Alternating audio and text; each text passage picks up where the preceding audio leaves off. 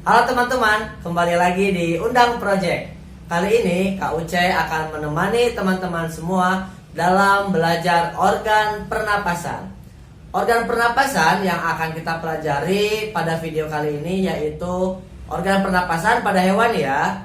Nah, video ini lanjutan dari part sebelumnya. Kalau part sebelumnya atau part 1 yang kemarin yaitu tentang organ pernapasan pada manusia.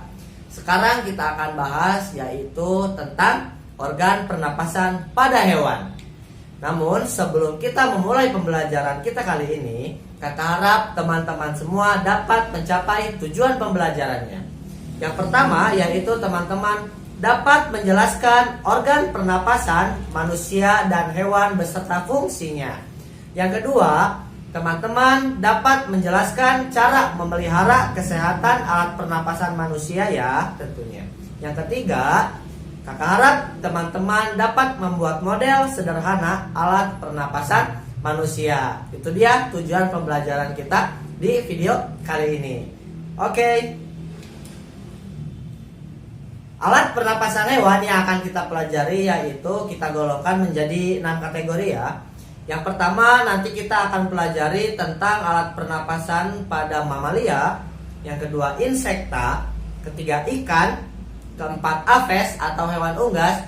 Namun di video kali ini kakak akan ambil contohnya yaitu hewan burung ya. Yang kelima ada reptilia dan yang keenam ada amfibi.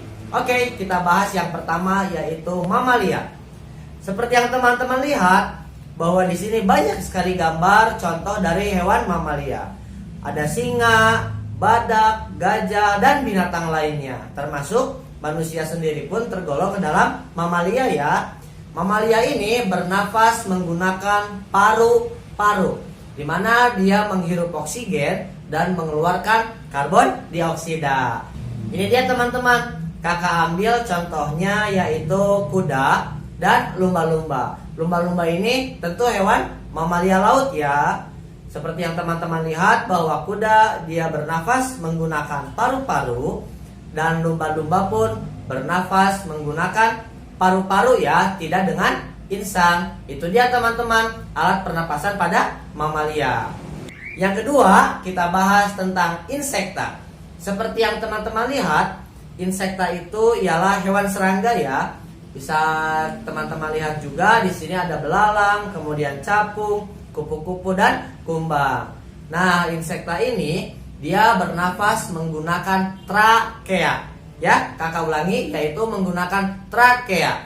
Oke, teman-teman bisa lihat ini dia contoh dari trakea pada belalang. Teman-teman bisa lihat ini dia contoh pernapasan pada serangga. Di situ terdapat trakea dan stigma. Namun belalang ini dia bernafas menggunakan trakea ya.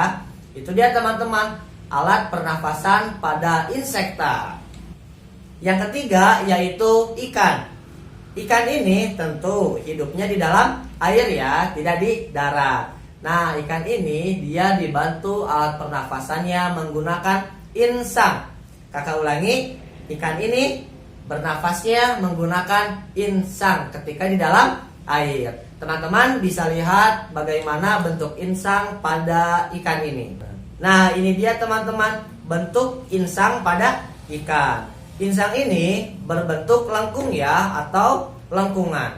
Nah, lengkungan ini berfungsi untuk mengarahkan aliran air. Kemudian seperti yang teman-teman lihat bahwa di insang juga terdapat pertukaran oksigen melalui darah ikan ya. Seperti yang teman-teman lihat bahwa darah yang mengandung oksigen itu berwarna merah dan yang tidak mengandung oksigen dia berwarna biru. Nah, itu dia teman-teman alat pernafasan pada ikan. Yang keempat yaitu aves. Aves itu atau hewan unggas. Seperti yang teman-teman lihat, kakak ambil contoh di sini burung ya. Nah, burung ini ketika dia berada sedang di udara atau pada saat burung terbang, burung ini dibantu alat pernafasannya menggunakan kantong udara atau dengan pundi udara. Nah, teman-teman bisa lihat sekarang bagaimana sih bentuk dari pundi-pundi udara atau kantong udara pada burung. Nah, ini dia teman-teman bentuk dari pundi-pundi udara pada burung.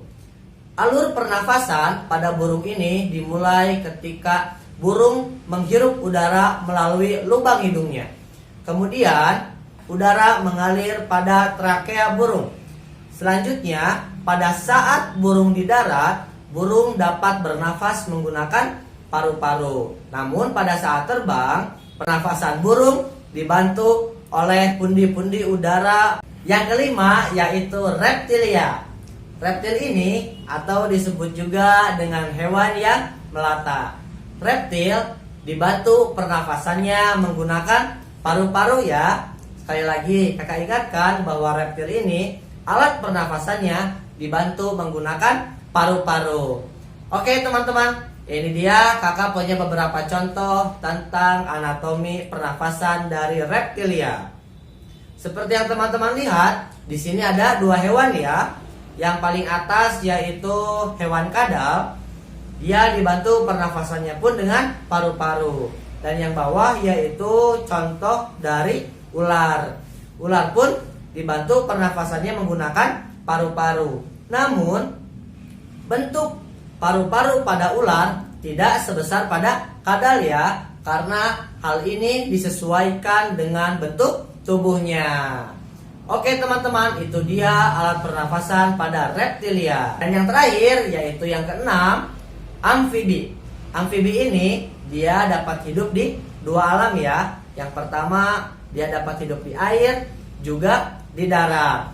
Ketika hewan amfibi hidup di air, alat pernafasannya dibantu menggunakan insang.